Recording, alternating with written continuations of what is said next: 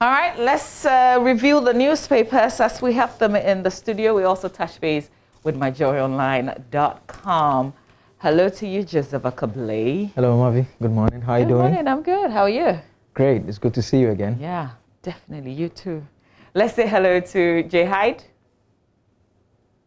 Okay, he hasn't joined us yet, but he will in the course of this review. So, Joseph, shall we begin? Yes, I'll start from the Daily Guide this morning. The front page stories. Baumia makes leper smile. Comes along with a photograph, that JoyNews story. Quite a touching development there. I saw photographs of a previous home. It's quite touching. A 2020 manifesto war, NPP accuses NDC of copy. Haven't heard this since the primary school days. Yeah. But that is what has been said. And dangerous rubber transfer to Tema. And Rawlings missing at NDC manifesto. NPP salutes Nana over ECOWAS post, also on the front page. The back page has this story that is quite interesting. Hearts get new bus. No, this story is not quite interesting. You have made it your business, like Hearts of Oak is your business. I'm sure our viewers, they can send in a text when they saw any publication that the team has acquired a bus. In any part of the world, they should just send us a text. So what's your issue? What's your issue? I don't have an issue. This is the first of its kind. You were on our case. This is the first of its kind I've seen a publication that a football team, if acquired a bus, so it gets into the papers. So it begs to ask the question, what was the situation in the past? So what was the situation? I'm sure Rick will bring those details later on. But that is it. Hearts of Oak gets a new bus. What's your problem with Hearts of Oak? How many buses do you have as Enough. And we don't have stories of our buses. Do buses play football? That is why we are the best team, actually. Okay, PSG slams FFF over Mbappe COVID-19 test, also on the back page. And Greenwood begs for inviting women to team hotel, also on the back page of the Daily Guide. I'll quickly run through the Ghanaian publisher and Daily Statesman before you come in. NDC cracks deep in as Rawlings Ahoy snap manifesto launch. And Mahama lacks credibility to fulfill NDC manifesto promises, according to Information Minister Kojo Nkrumah. And give NPP 4 more to continue a great transformation. And your victory is assured is coming from the Senate East Chief to President Akufo-Addo. And the last one will be the Daily Statesman, the front page. It says Dr. Baumia shakes Mohammed's hometown, and Akufo-Addo magic will inspire ECOWAS. And Information Minister says Regional Anna is a vote of confidence in his leadership. And the Japan is Ghana's post-COVID-19 trump card to economic recovery. That is coming from NBOSI CEO. Interesting. Yeah, so that is it. Okay. All right, let's do the Daily Graphic newspaper. Front page. Disband vigilante groups. Peace Council urges political parties. Comes with a photograph of Apostle Kwejo Opoku Onyina, a member of the governing board of the National Peace Council. Well, their task really, the National Peace Council, they're going around educating people on the vigilantism law as we have it, also making an appeal to the political parties to disband their groups. They say they have, but they want to tell you that there is a certain law sitting somewhere that will bite you really hard if you don't listen to them. So, but on our show today, we're talking about another angle of this because of election 2020. HIV fund to be operationalized end of year. And then 531,705 candidates write BCE Monday. Hopefully we don't see that drama that we saw with the senior high. Yeah, the senior high students writing. This is the junior high students. Presidents commended for social interventions. There's also another story in the paper today. But in terms of the BEC candidates, it says this is also another examination that's under WAEC, by the way.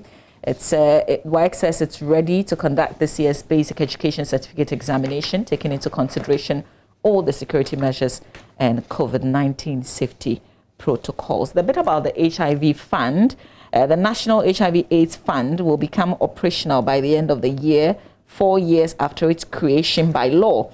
The law will mobilize domestic resources for the local production of medicines for prompt HIV/AIDS response in the country. And this was when they appeared before the Public Accounts Committee of Parliament. There's a story that I am very interested in, which is the bit about more girls will get pregnant if they continue to stay at home because of the closure of schools.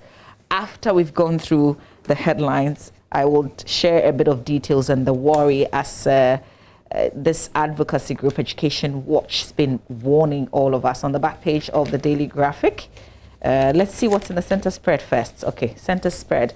Registrar General to roll out electronic registration of companies. NIA set up 23 district offices. President commended for social interventions. That's how the center spread of the Daily Graphic looks like today. On the back page, 4 die in torrential rains in Upper East region. Okay, so 2 of the deaths occurred in the Binduri districts, while 1 involving a female occurred in the Talensi district. The deceased were in their rooms sleeping when the building collapsed on them, resulting in their deaths. The 4th person got drowned in rushing flood waters in the Bulsa North District. Among the deceased are 2 teenagers, according to the story.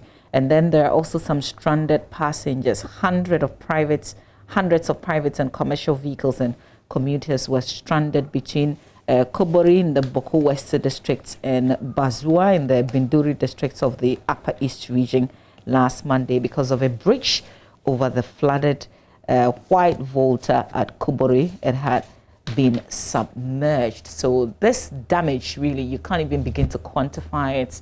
The destruction has hit really hard. And I guess the back and forth really is that we want an end to this. You can't stop the rains, but you can certainly put in place measures so that you can mitigate the effects of the rains when they come down. Kalio and Laura solar projects on course. This was in our news extensively yesterday. So that's it for the Daily Graphic newspaper. Let me follow up with the Ghanaian Times. Front page of the Times, polio vaccination of children takes off in 8 regions tomorrow.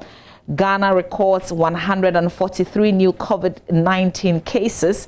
Active cases drop from 856 to 831, 283 deaths. So the fact that we don't talk about new cases doesn't mean we're not recording new cases. But as we've seen, and I guess we're even tired of talking about it, a lot of people have just relaxed. Joseph, you were talking about a commercial vehicle that didn't have people wearing the mask. You seem to be the only person wearing the mask. I was the only one. There were about 15 of us in the commercial vehicle, and I was the only one in the mask. When I entered the vehicle, they were looking at me strangely. I mean, as though I was the odd one. And I was rather thinking that, I mean, is it a case that the nation has been declared COVID-19 free as I was sleeping the night before? Now you are the newsman, I'm sure. Yeah, I was so shocked. I mean, wow. And if you go out there, and so it raises an interesting question, because the story about the children getting pregnant point, it raises an interesting question actually, because, you know, the children they are trying to protect, when you actually go to the neighborhoods, they're actually running around and playing in the communities. No one is actually wearing any mask. And so it begs the question really to be that, was it a decision that was taken because we actually want to protect people, or we fear that there will be some form of a backlash if you say, okay, they should get back to school? Because I am thinking that if the children are actually in school, it may be easier to enforce the restrictions and have them wear the mask, because they're actually roaming the streets maskless and running around. Yeah. Jay Hyde now joins us. Isaac, Jay Hyde? Oh, there you are. Hi, Mama V. Finally, we see you. So you're going to do the dispatch, the finder, and the BNFT. Let's have you begin. Right. Okay, thank you, Mama V. And I have with me the daily dispatch. It says, why were some leading NDC members absent from manifesto launch? The daily dispatch also speaks about the promises made by Mahama. It says that 50 promises Mahama made in 2020 manifesto. Only 13 MPs perform real parliamentary duties, majority leader. Harun Atta on family and friends in government. And then Akufo-Addo's daughter on how the search for a cure turned into a business. At the back of the Daily Dispatch newspaper, it goes into detail as to why some leading NDC members were absent from the manifesto launch. And so it questions why were leading NDC members absent from the manifesto launch. It has images of former President Rawlings, Dr. Kwabena Dufo, and Professor Ahoy at the back. Mahama vows to sanitize financial sector, says the Daily Dispatch. At the middle spread, it says that some 50 promises Mahama made in 2020 NDC manifesto, and it also details Harun Atta on family and friends in the government. Then we move on to the final newspaper. It says that Mahama has a record of not fulfilling manifesto promises, says Kojo Opon Nkrumah. Largest share processor in Africa opens in Ghana. Central Regional Best Cocoa Farmer declares support for President Akufo-Addo. Dr. Bawumia receives rousing welcome at Mahama's hometown. 4 more already assured, Senate East Chief tells President Akufo-Addo. In the middle spread, it says that NIA ends mop-up exercise in Greater Accra region September 8th. Dr. Bawumia receives rousing welcome at Mahama's hometown. 76 factory projects under 1D1F completed, 232 ongoing, says Minister. At the back page of the final newspaper, it says that 4 more already assured, and it goes on to explain in detail the position of the Senate Chief. Then it says that work starts on the 35-kilometer Atibubu, Kojo Danso, Kwame Krom Road, Kwame Danso Warehouse commissioned. It also says that CSO's proposed national dialogue on Ejapa deal. Polio immunization kicks off in Volta today. Then the Information Minister also says that government will provide logistical support for selected public institutions. At the back page of the final newspaper, Mahama has a record of not fulfilling manifesto promises, says Kojo Opon Nkrumah. Give NPP 4 more to continue with agri transformation agenda. Yakubu Tali. And then Central Regional Best Cocoa Farmer declares support for President Akufo-Addo. Now we'll go to the Business and Financial Times. It says that nuclear energy to power nations base load by 2030 to cut energy costs and guarantee constant supply. Bawumia hands over house to 82-year-old abandoned cured leper. Equities, bonds on bearish run in August, Ghana Stock Exchange, despite rise in volumes of trade. Bunch Loaders Crockland open share butter processing plant in Tema, the largest facility of its kind in Africa. Ghana-Nigeria Business Council lauds President Akufo-Addo on enhancing trade. And then we also go into detail with the nuclear energy at the center spread, nuclear energy to power nations base load by 2030. PEF pushes for enhancement of business climate. Equities, bonds on bearish run in August, Ghana Stock Exchange. At the back page of the Business and Financial Times, it says that Cover Partners Prudential Life to provide the insurance cover for customers. Toyota opens Northern Sector showroom. Maybe these are the frontline headlines of the newspapers. Okay, we'll come back to you for a pick, but let me do the Ghanaian Times, because I think I was on the Ghanaian Times, yes. Did I? I mentioned the polio vaccination for children, and then I talked about the COVID-19, but there are some other stories. I think I mentioned this right after the news. Police arrest 17 sex workers at cantonment. They found condoms among, I think mainly they had condoms, and they arrested them within a certain period that you gentlemen know that they are there. You know, I'm not impugning anything. I'm just saying that you guys are aware. I don't know about that around the Togo embassy in cantonments. That's where they were arrested. That's where they were arrested. And they've already taken about 7 of them to court. They said they're processing the rest of them to also take them to court as well. They are in custody helping with investigations according to the story. And then fight against COVID-19. Government praises frontline workers, others for commitment, sacrifices towards conquering disease. Have we conquered it? or I'm misunderstanding it? Well, we've made some gains, to be fair, but the experts advise that we still remain cautious, and especially now that the borders are open, they say that it appears we've attained some form of immunity, but there could be new strains of the virus that may come in. And so that is something that they're advising, that we should still be cautious and stick to the protocols for now.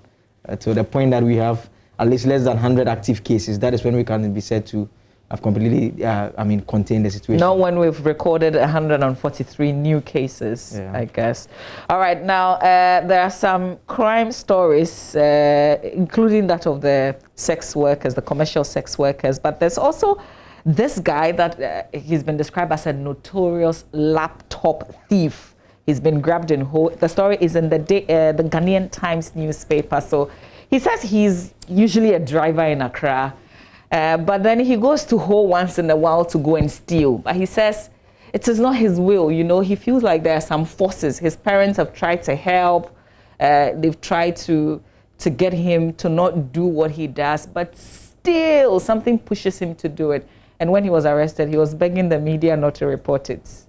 But unfortunately, well, is it unfortunate? It's in the paper. He went to a hostel to steal a laptop. But he said that he would lead the police to all the places where he's stolen, and then to the places where he sells, where he sold those laptops as well.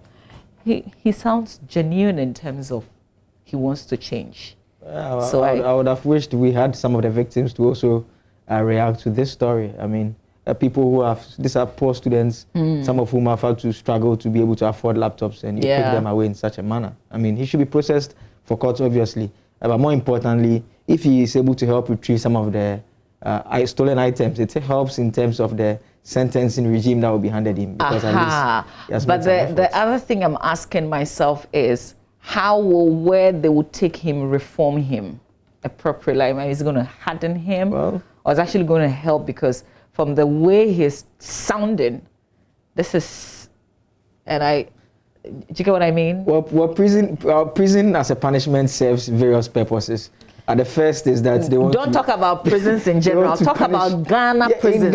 In Ghana, the first purpose it serves is that we want to punish the individual, for the crime that the person has committed, and so it will serve that purpose. That is one. He'll be punished for the crime that he has committed. So he'll be kept away. He'll be kept away. Okay. And to prevent others who have items from the items being stolen too. So that will be the second purpose it serves. But the reformatory part is what is not something that we may get happening. Because we're not going to keep him there forever. Well, we're not going to keep him there forever, and we don't have conditions in our prisons. Seth showed us all those documentaries. That shows that we have a system in place where people are able to change and come out, and we ensure that they come out with skills. Some effort is being made quite recently, but there's still more to be done, and we can still try to do more. But I still think that, it should be taken through the process. Well, it's a very rather interesting story. You should see his face. Should I show? Like a very remorseful, Sometimes people commit offenses and they don't show any remorse. There's one story related here. It's a gentleman unemployed. A gentleman is on page 7 of the Daily Statesman. He's been jailed 10 years for robbery.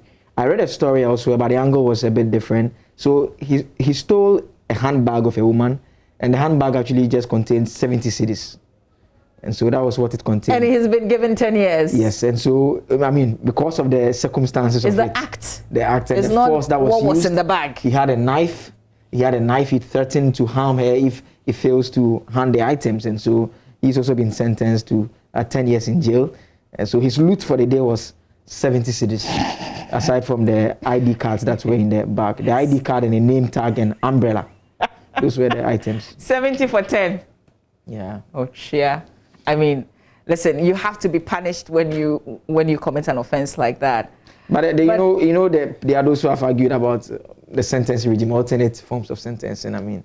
Yeah, true. Except that this dude had a knife. Yeah, threatening to harm. So it's a different story. Even this guy was going around with a knife when he was taking the laptops.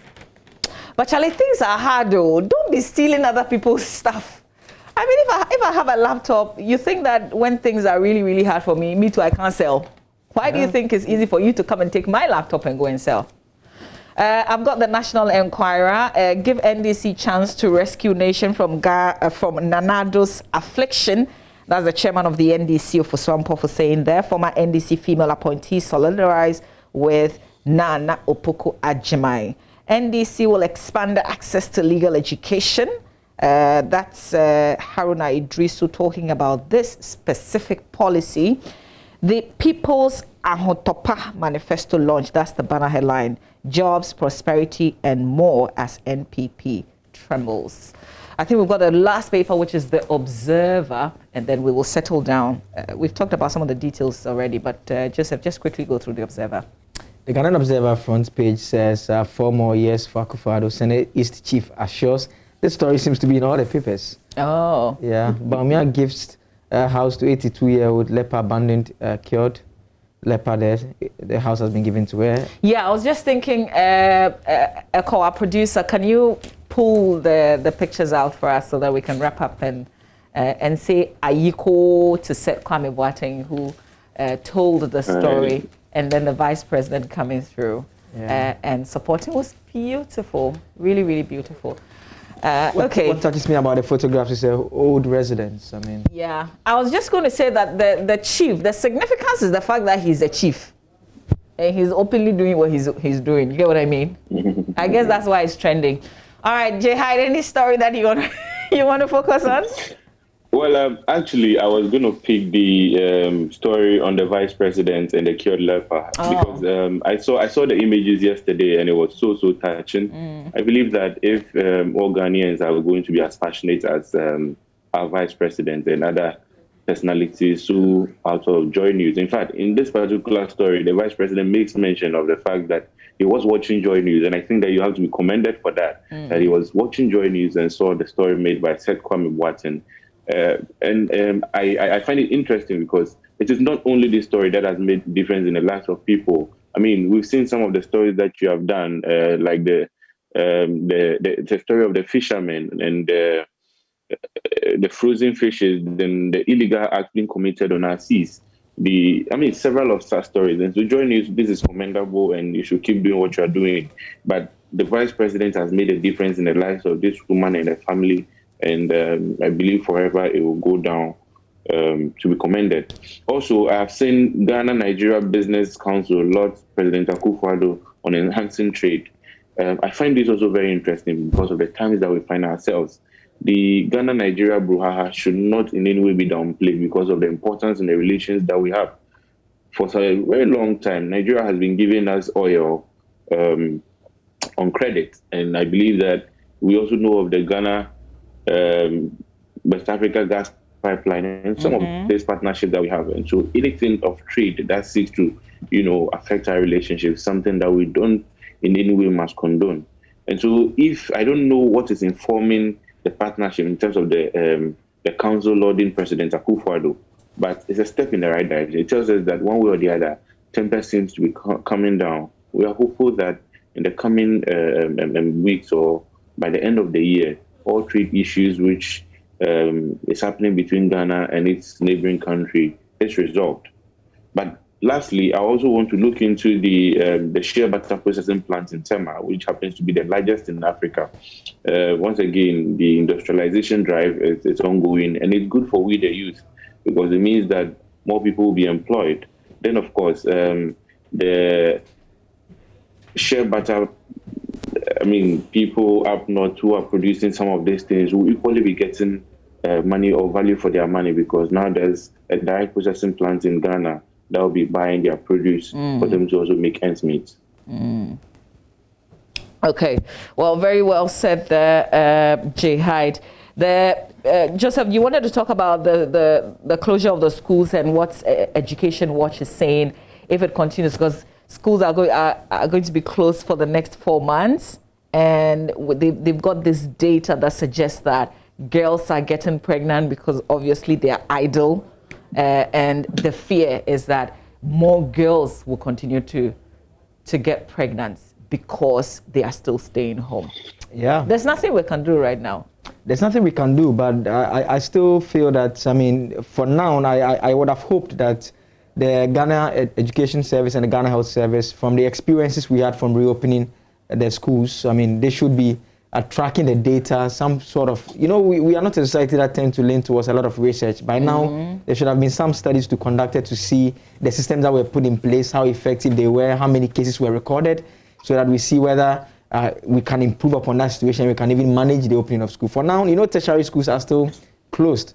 They are not clear whether it's going to be open or not, because the president spoke about the other schools that he said that, they are going couldn't do online. They couldn't do. They said they should go back and finish. And the others, they said that the term has been cancelled completely, so come back next year. And so they are also the tertiary students don't know what is going to happen.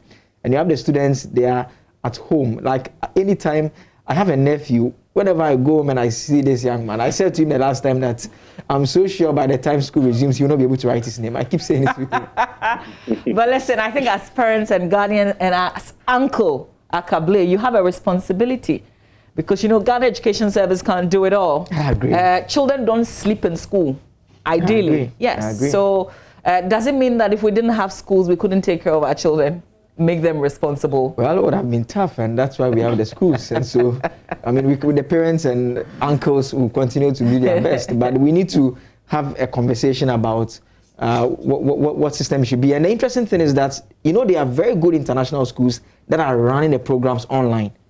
And so their mates who are privileged to be in those schools are actually moving by the day. They've even completed a term, move on to the other term, and they are still going ahead. All the other schools, we are not even talking about the economic impact for those private schools that can't run the online programs. They've had to lay off their teachers because people are not paying school fees. And so it's it's not anyone's fault, it's COVID-19, but it's a serious issue. Yeah, but it means that we could manage the situation differently if we had the capacity. Yes, Jay Hyde?